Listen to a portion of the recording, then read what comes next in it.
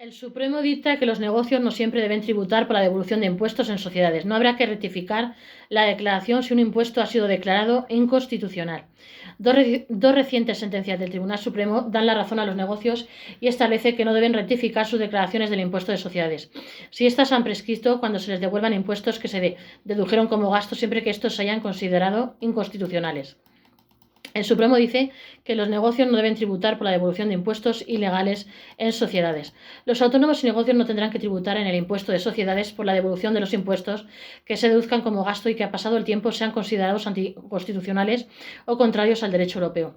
Así lo ha establecido recientemente el Tribunal Supremo en dos recientes sentencias que contradicen el criterio que venía siguiendo Hacienda hasta la fecha. Los jueces del Alto Tribunal consideran que la devolución de estos impuestos anulados debe imputarse a la declaración del impuesto de sociedades correspondiente al año en el que se pagaron a Hacienda. Por tanto, si hubiera prescrito el plazo, 4 años por declararse ilegales, pasado el tiempo, el negocio no tendría que elevar su base imponible y, por tanto, abonar la diferencia. Se trata de un fallo que afecta sobre todo a aquellos autónomos que tienen una empresa y tributan en impuesto de sociedades. En estos casos pueden minorar de la base imponible de su declaración algunos de los impuestos que pagan, imputándolos como gastos. Un ejemplo es el impuesto sobre las ventas minoristas de determinados hidrocarburos, que terminó declarándose contrario al derecho europeo después de más de 10 años en vigor.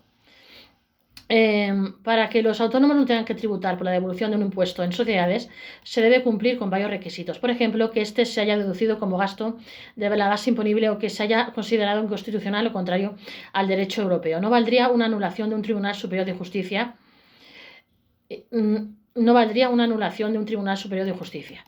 La devolución de los impuestos inconstitucionales debe imputarse al ejercicio en el que se pagaron, dice el Supremo.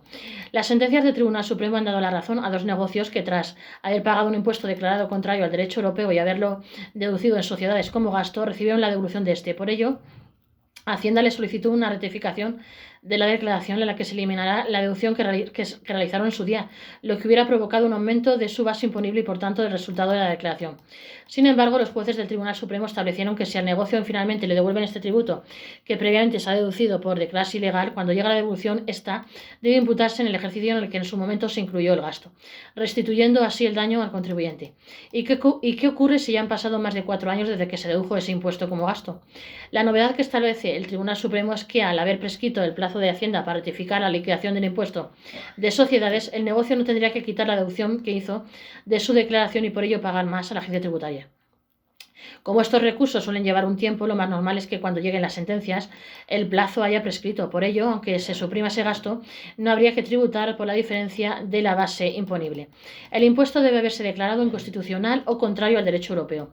Sin embargo, aunque la sentencia del Tribunal Supremo supone un cambio de criterio para Hacienda que beneficia a los autónomos y negocios que presentan el impuesto de sociedades cada año y deducen los impuestos que pagan sus empresas como gastos, señalamos que existen determinados requisitos que deben cumplirse para que en el futuro no tengan que tributar por la devolución de impuestos anulados.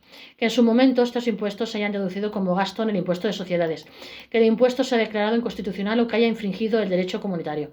Son dos supuestos en los que cuando se gana se produce un efecto retroactivo, algo que no ocurre en una anulación de otro tipo.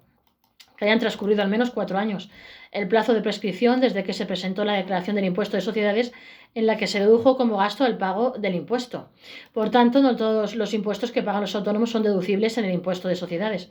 Solo aquellos que guardan relación con la actividad de negocio pueden ser minorados de la base imponible. Por ejemplo, el citado impuesto de hidrocarburos, al que alude la sentencia del Tribunal Supremo, pero también otros como el impuesto sobre bienes inmuebles, IBI, que se paga por la oficina, el local o el despacho en el que se ejerce la actividad. El criterio del Tribunal Supremo también podría aplicarse a la devolución de las plusvalías municipales.